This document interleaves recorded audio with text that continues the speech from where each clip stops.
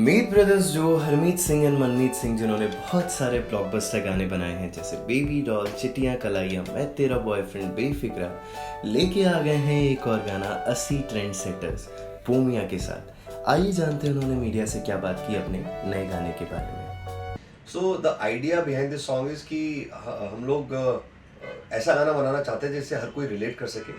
आजकल हमारी जो यूथ है वो सभी ट्रेंड सेटर्स हैं और हम इस गाने में खुद गा रहे हैं, लेकिन इसका मतलब नहीं कि हम कह रहे हैं कि सिर्फ हम ट्रेंड सेटर्स हैं। हम चाहते हैं कि जो भी इस गाने को गाए वो रिलेट कर सके और वो बोल सके कि भाई 80 ट्रेंड सेटर्स, क्योंकि जो यूथ है वही ट्रेंड सेटर है, जो देसी हैं आज की डेट में, जो what ever your style is the trend setting style. हमें किसी को फॉलो नहीं करना है। तो गाने के अंदर हम यही बोल रहे हैं कि हमारा जो स्टाइल है, हम जो देसी हैं, हम जो ट्रैक्टरों पे घूमते हैं, यही ट्रेंड सेटिंग है। हमें we don't have to follow anybody. क्या होता है कि मोस्टली जो एक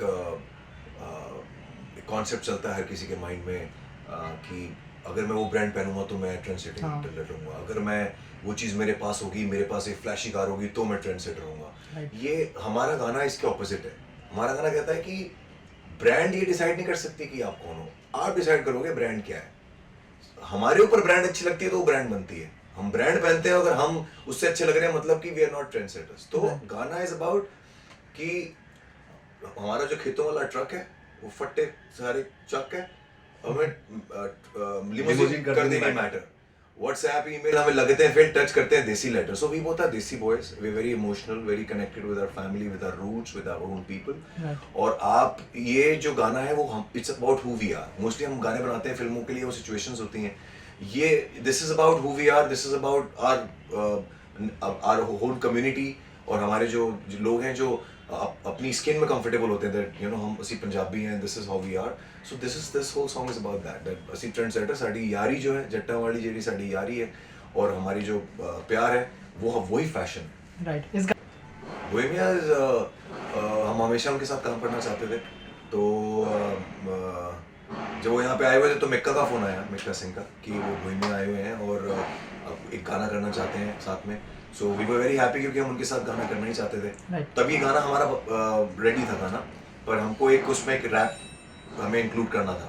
तो बहुत अच्छी टाइमिंग हुई, तो वो मिले, हमने स्टूडियो में बैठे, और जब ये चीज़ निकल के आई सामने, जो उन्होंने जो एक रैप करके उसमें दिया है, तो उसका एक फॉर्मेट बहुत अच्छा लगा हमको। तो वही डन इट, वो यहीं पे थे बाई चांस, तो हमने फिर उसको फटाफट शूट भी कर लिया 2 दिन के अंदर ही। तो दे ऑल्सो सेड कि इतनी फास्ट तो आज तक कोई प्रोजेक्ट हुआ नहीं हमारा, कि मैं आया और वो गाना बना और शूट भी हो गया और रिलीज भी हो गया।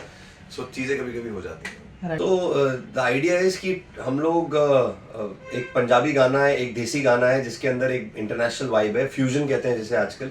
तो बेबी डॉल भी हमारा वैसी था, एक लंदन वाइब थी, यूके वाइब थी, और साथ में फोक ट्यून थी। तो लेकिन हमारे इस देसी गाने के अंदर एक इंटरनेशनल तड़का आता है, तो क्या वो ग्लोबल गाना बनता है। और तो बोहेमियन आपको मालूम है कि is an American Canadian rapper, तो उनके साथ मिलके एक ऐसा मिश्रण हुआ और हमारी एनर्जी इतनी अच्छी मैच हुई कि यू नो यूथ को वही चाहिए कि भाई आजकल कोई कंपटीशन नहीं है, आजकल मिल के काम कर रहे हैं, कोलैबोरेशंस में काम कर रहे हैं। तो उनकी जब एनर्जी हमारे गाने के अंदर आ गई, तो गाने के अंदर एक नया स्पंक आ गया, और लोगों को बहुत अच्छा लग रहा है वो स्पंक, कि जैसे जिस तरीके से उन्होंने वाला बेटे बात पे बेटे बोला, तो लोग यूथ रिलेट करती है ऐसी चीज़ों से जो कि वो खुद गा सकती है। तो उन्होंने बहुत ही रिलेटेबल रैप गाया है और मस्ती वाला रैप गाया है, छेड़ाछानी करी है उसके अंदर। तो मज़ा आया, एज फ्रेंड्स, एज ब्रदर्स, मतलब he is a very nice guy, बहुत वेरी डाउन टू अर्थ। उनकी बहुत ज़बरदस्त फ़ैन फॉलोइंग है, उनके जो फ़ैन है वो उनके बहुत दीवाने हैं। एंड थैंकफुली वो सब उनके एटीट्यूड में और उनके उनमें नज़र नहीं आता। वो is a very down to earth guy, which that's why we related more with him, because this is what trend setting is, you have to be who you are. जब हम फिल्में करते थे तो सब कहते थे सर इतनी सारी फिल्में कर रहे हो, सिंगल नहीं कर रहे। हम सिंगल कर रहे हैं तो आप पूछ रहे हो कि हम फिल्में क्यों नहीं कर रहे, बट हम सब कुछ कर रहे हैं। हमारी आयुष्मान खुराना के साथ अभी एक अगली जो फिल्म है उनकी ड्रीम गर्ल, और उसका म्यूजिक रेडी है और पूरी एल्बम करी है हमने, और बहुत अच्छे गाने बने हैं, सारे ओरिजिनल हैं, कोई रिक्रिएटेड नहीं है। और मरजावा फिल्म में अभी 3-4 फिल्में हमारी लाइन अप है। हम लोग एक्चुअली एक हमारा इतना म्यूजिक तैयार था हमारे पास कि हम उसको निकालना चाहते थे, क्योंकि फिल्में कम बनती हैं और उसमें गाने कम आते हैं। तो इसलिए we wanted to have our own channel, उसकी straight connect with the audience. तो जैसे हमने लास्ट हमारा गाना मुझे कैसे पता न चला इतना बड़ा हिट हो गया वो, तो वही हमारा एक मकसद था कि जैसे वो रोमांटिक और सैड सॉन्ग है, मोस्टली लोग हमारे साथ पार्टी सॉन्ग के लिए रिलेट करते थे। तो हमने कहा हमारा इतना रोमांटिक जो म्यूजिक है उसको सामने कैसे लेके आए, तो इसके लिए हमने एमबी म्यूजिक खोला, जिसमें हम 1 साल से तैयारी कर रहे थे, इसलिए हमने फिल्मों का काम थोड़ा कम किया था, क्योंकि हम लोग इसमें अब आपने बोल दिया तो वह काम करते हैं हम लोग, अब फिल्मों का काम इसको बोलते हैं, ये कर लेगा हैंडल इंडिपेंडेंट। सी जहाँ तक ड्रीम गर्ल का सवाल है, इसका म्यूज़िक हम लोगों ने बड़ा वर्सेटाइल म्यूज़िक रखा है, टिपिकल नहीं है।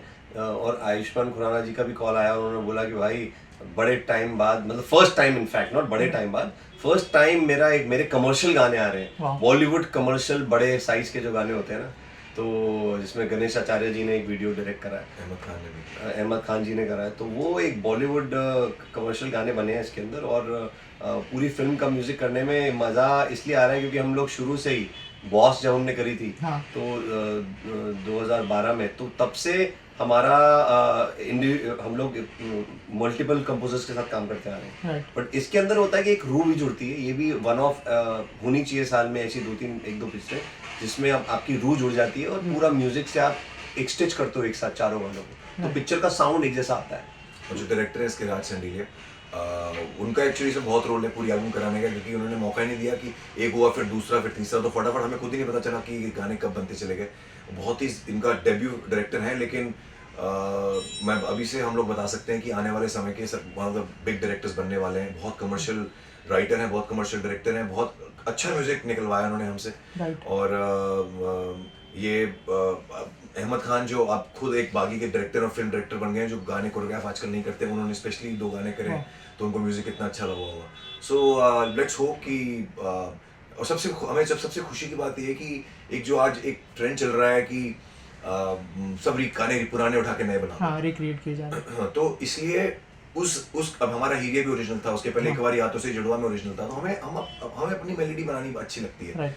तो इसलिए इस एल्बम का बेस्ट पार्ट ये है कि इस रिक्रिएशन के ज़माने में प्योर सारी एल्बम जो है ओरिजिनल है, कोई रिक्रिएटेड गाना नहीं है। और जाने से पहले बस एक चीज़ बोलेंगे कि आपके जितने भी व्यूअर्स हैं उनको हम लोग बहुत कुछ, जैसे आपने बोला, बहुत सारे इंटरेस्टिंग सिंगर्स लेके आ रहे हैं, और आपके व्यूज़ में बहुत सारे ऐसे लोग होंगे जो सिंगर्स हैं, म्यूजिशियंस हैं, तो हम लोग हमारा जो एमबी म्यूजिक है वो नए टैलेंट को बहुत सपोर्ट कर रहा है। हम साथ में उस एमबी म्यूजिक के अंदर एक धुनकी करके भी हम शुरू कर रहे हैं अपना एक channel, which is for new rising talent. तो आपके जितने व्यूअर्स हैं वो they should subscribe to MB music, and हम लोग वहाँ पे इन लोगों के साथ टच में रहेंगे, और हम चाहते हैं कि नया टैलेंट हिंदुस्तान का आगे बढ़े और हमारे वीडियोज़ में फीचर हो लोग। जी थैंक यू सो मच। सारी टर्बन दिल्ली टू डरबन, सारी कुड़ियां हो जांदियां ने फ्लैटर, चमकीली गुरगा भी है ये चीज लाजवाबी, यारो शूज नालो लगदी है बैनर, व्हाट्सएप ईमेल हमें लगते हैं फेल, सानू टच कर देने देसी लेटर्स, साडा खेता वाला ट्रक दिंदा फट्टे सारे चक, सानू लिमोजिन कर देनी मैटर, असी ट्रेंड सेटर,